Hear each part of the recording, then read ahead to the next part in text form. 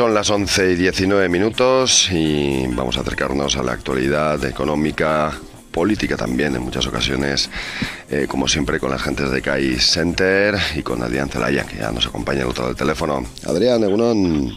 Hola, Egunon.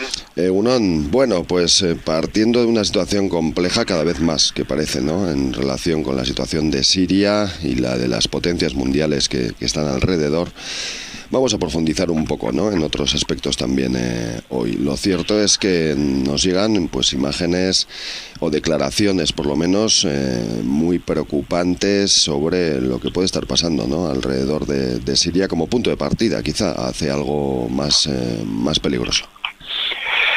Sí, bueno, en realidad ya desde el estallido de la crisis financiera se empezó a hablar de las dificultades que Occidente estaba teniendo para buscar una salida a la crisis, ¿no? Claro, estas dificultades tienen una raíz claramente política, ¿no? Ya hemos comentado alguna vez que en lugar de utilizar lo que debería haber sido la estrategia lógica, que es como el problema fundamental de Occidente era el sobredimensionamiento del sector financiero, que lo lógico hubiera sido, desde el punto de vista del interés general de los europeos en nuestro caso, es reestructurar directamente el sector financiero para adaptarlo a la capacidad de pago de la economía real.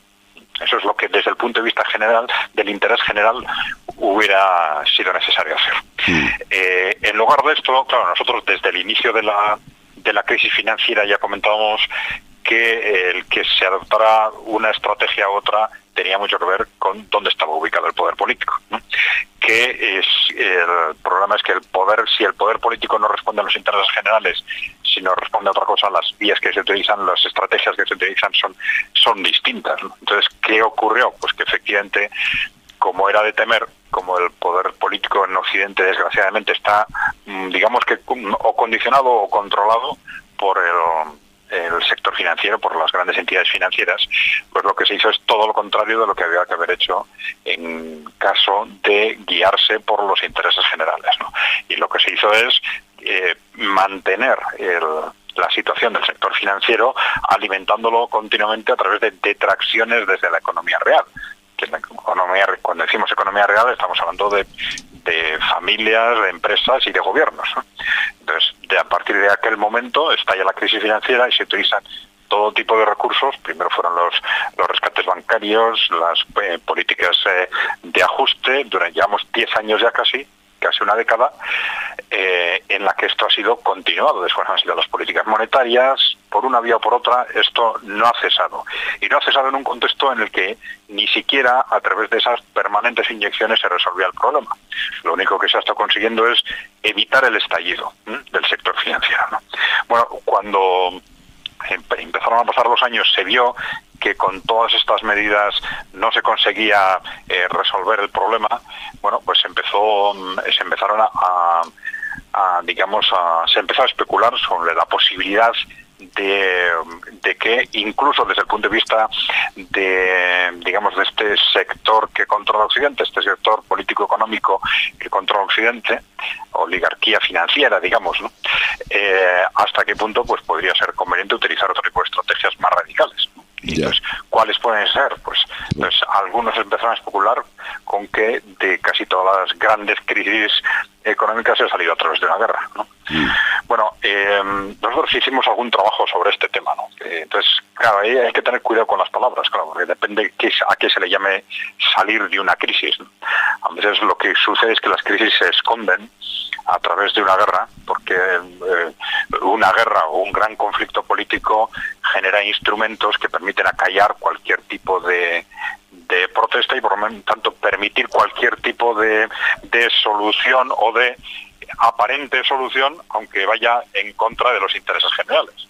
Claro, en teoría, solucionar una crisis no es solo que la crisis termine, sino que termine de acuerdo con los intereses generales. Si se consigue volver a crecer después de haber machacado la economía real, pues bueno, se puede decir que que es también una forma de terminar la crisis, pero bueno, sería discutible que esa sería la forma realmente lógica de llamarlo, ¿no? Bien, el caso es que se ha especulado repetidamente con si un conflicto bélico pudiera ser una salida para la oligarquía financiera. Y el paso de los años está haciendo esta posibilidad cada vez, digamos, más cercana. Aquí, ¿qué nos está ocurriendo? Que se están juntando, por un lado, la dificultad de solucionar esta situación crítica de los grandes bancos en Europa y Estados Unidos. Ya se han agotado, digamos, los presupuestos públicos, se están agotando las posibilidades de utilización de la política monetaria para inyectar más dinero al sistema financiero, y los problemas ahí siguen. Hemos hablado de que ahora ya se está hablando de que podía haber un estallido cercano, incluso del Deutsche Bank en concreto. Sí. Y esta situación se está juntando con un contexto geopolítico cada vez más difícil para esta oligarquía financiera que controla Occidente, básicamente, ¿no? Sobre todo que ha controlado Occidente durante las últimas décadas. Y este contexto es el que se ha derivado como consecuencia de un contexto en el que ámbitos no controlados por esta oligarquía financiera, y fundamentalmente Rusia y China, durante los últimos 15-20 años han ido recuperando, en el caso de Rusia, un poder que antes no tenía, y en el caso de China, cogiendo un poder económico progresivamente mayor. De tal forma que esto ha llegado a una situación en la que, digamos, los países emergentes, articulados alrededor de Rusia y China en su conjunto, están haciéndose cada vez con un peso mayor en la economía mundial, están obligando a cambiar, a modificar las estructuras de las instituciones económicas internacionales, el Banco Mundial, el Fondo Monetario Internacional, e incluso en el ámbito político están retando a Estados Unidos y a Europa cada vez más en diferentes frentes, e incluso en el ámbito militar, en este caso más a través de Rusia que de China, pero también en algún caso en China, están frenando la estrategia fundamental de la oligarquía financiera de Occidente, que durante los últimos años se basaba en la desestabilización y el control de los países musulmanes. Esta estrategia, que se inició con el proyecto que llamaron el proyecto para un nuevo siglo americano, alrededor de los neoconservadores del gobierno Bush, etcétera, lleva aproximadamente 15 años desarrollándose, y tuvo como consecuencia la invasión de Afganistán, de Irak, de Libia. Y ya a raíz de la invasión de Libia, los países emergentes, no son los países emergentes, en aquel momento incluso pues ya Alemania se abstuvo en la votación, ya hubo movimientos cada vez más discrepantes en la propia Europa, ¿no? A partir de ese momento hubo, digamos, un veto. Claro, el siguiente paso, ¿cuál era? Era Siria. El siguiente paso era Siria, y ahí hubo un veto que en el 2013 estuvo a punto de llevar a una guerra internacional, y finalizó pues con una situación en la que Estados Unidos tuvo que dar marcha atrás frente a un intento de invadir Siria directamente, ¿no? Y se continuaron utilizando pues Al-Qaeda, al Estado Islámico, etcétera, pero esa invasión directa tuvo que dar marcha atrás. Entonces vino enseguida pues el proyecto de golpe de Estado en Ucrania, con la idea de, digamos, de a la vez rodear y, digamos, contraatacar con respecto a esa posición rusa, y a la vez dividir a Europa y Rusia, cortando el proceso de integración creciente que existía entre Europa, Rusia y los países emergentes desde un punto de vista comercial y económico.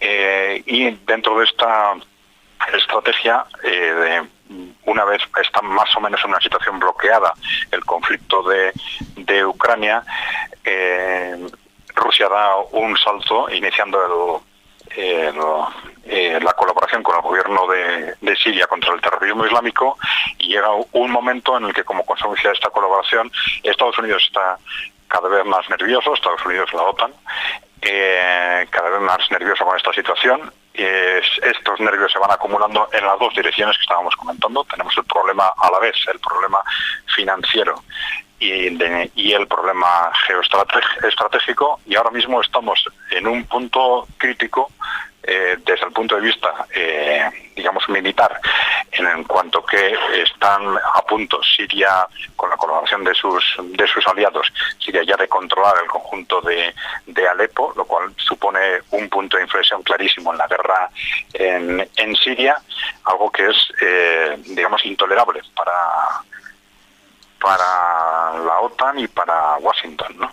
Y por eso se están repitiendo declaraciones amenazantes, hablando ya directamente de un ataque directo contra Siria, de un enfrentamiento con Rusia. Claro, evidentemente un enfrentamiento con Rusia, estamos hablando ya de una guerra inevitablemente nuclear. Entonces, bueno, no sabemos, es muy difícil una cosa de estas valorar hasta dónde llega el riesgo y hasta dónde no. Pero sí es importante que de ese tema se hable. Se hable porque en el ámbito internacional se está hablando cada vez más. Steinmeier, el ministro de Exteriores de Alemania, hizo unas declaraciones otro día hablando de que en ningún momento en la Guerra Fría había habido tantos riesgos de un enfrentamiento nuclear como hay ahora. Y sin embargo nuestros medios de comunicación aquí parece como que no se están enterando de este tema, ¿no? Yeah. Pero bueno, es muy difícil saber en estas circunstancias hasta qué punto se está realmente pensando en la posibilidad de un enfrentamiento nuclear, que supondría, pues, bueno, ya sabemos lo que supondría, por lo menos cientos de millones de muertos, ¿no? O lo que se está es simplemente amenazando, intentando que la otra parte dé marcha atrás como consecuencia de las amenazas de una posible guerra nuclear, ¿no? De cualquier forma, todo parece indicar que ni China ni Rusia están dispuestos a dar marcha atrás. Pues China va consolidando su poder económico y su peso económico en las instituciones internacionales y por lo tanto en la economía mundial. Está tejiendo lazos cada vez más directos con el conjunto de países europeos, sobre todo pues, con Alemania, incluso con el Reino Unido, y Rusia continúa consolidando, digamos, su poder y su influencia política y su capacidad militar. Con lo cual, la alianza ruso-china está creando un contexto cada vez más difícil, tanto en el ámbito económico como en el ámbito político. Entonces, en estos contextos en los que hay una oligarquía que ha controlado, digamos, o un país o un imperio y está viendo peligrar su futuro, son contextos, desde luego, políticamente y desde el punto de vista de estabilidad muy, muy peligrosos. Hay que tener en cuenta que lo que no se está jugando esta oligarquía no es solo el poder mundial, sino el poder en sus propios países. A la vez que esto está sucediendo en el mundo, dentro de Europa y Estados Unidos, a la vez las tendencias en contra de esta oligarquía, que están cuestionando lo que estaba pasando con esta oligarquía, se están disparando en distintos frentes. Y esto es lo que nos iba a explicar en buena parte lo que está pasando, por ejemplo, en Estados Unidos, ¿no? Que es algo inédito, ¿no? Y ahí esto se ha reflejado de distintas formas en la candidatura de Sanders y en la candidatura de Trump, que en muchos ámbitos están utilizando lenguajes que ya están en la gente, están en distintos agentes sociales y que se han vuelto interesantes para recoger votos. Lenguajes que hablan de cuestionar el poder del sector financiero, de cuestionar el carácter, hasta qué punto Estados Unidos es realmente o no un sistema democrático, cosas impensables hasta hace muy poco, y que en política internacional está haciendo referencia muy clara a colaborar con Rusia y China, ¿no? Lo cual es algo totalmente explosivo para el sistema en Estados Unidos en este momento, pero es lo que le está generando ahora a Trump una base electoral fundamental, y en su momento se la dio a Sanders, ¿no? Son cosas que eran impensables hasta hace muy pocos años. Bueno, pues todo esto se está moviendo cada vez más rápido, y yo creo que desde el punto de vista del, como decíamos, de ese poder financiero central, estamos en un momento crítico. Un momento crítico tanto políticamente, desde el punto de vista de defensa y desde el punto de vista económico. Bueno, pues lo seguiremos con mucha atención, porque aquí ya sabéis que siempre nos gusta, y además creo que es nuestra responsabilidad hablar de estos asuntos. Oye, una última cosa así, sin más, a nivel de impresión, porque la hemos visto hoy y nos ha dejado así un poco moscas, ¿no? A todos, el tema de Fagor, el cierre temporal de una de sus plantas, y claro, pues Fagor es como esa espinita que tenemos clavada, ¿no? Cuando salta algo nuevo, aunque sea ya, digamos, una empresa privada, ya no sea una cooperativa, pero bueno, que parece que iba algo más lento en lo que era su plan, ¿no? Económico en el momento, pero ahora esto nos ha dejado a todos un poco moscas, más todavía, ¿no? No sé qué impresión te ha dado, a ti sin más, sin grandes análisis bueno, del momento. No tengo información demasiado concreta, vamos a ver durante estos días qué información conseguimos. Pero no es algo que debe sorprendernos demasiado, porque se partía cuando Fagor se vendió, a partir del momento de la venta, se partía de una situación ya muy difícil, en la que, digamos, el mercado de Fagor estaba cuestionado, la actividad había cesado, por lo tanto, a partir de ese momento, rehacer una actividad partiendo de cero, basándose en la historia de una marca, pues es complicado. Es complicado. Los propios compradores, pues bueno, se trasladaban optimismo, pero tampoco garantías, lógicamente, ¿no? Entonces, la evolución que este proyecto pueda tener, pues puede tener muchas variantes en el futuro, en una situación de mercado complicada y con una imagen, pues que necesitan recuperarlo, y unas relaciones con compradores que necesitan reactivarlas, ¿no? Vamos a esperar unas semanas a ver qué información más concreta conseguimos, pero bueno, esperemos que tengan suerte y que vayan las cosas bien, pero desde luego que es un reto difícil. Pues nada, Adrián, que nos despedimos aquí ya, hasta la próxima semana. ¿De acuerdo? Muy bien, Juan Carlos. Vale, hasta la próxima semana.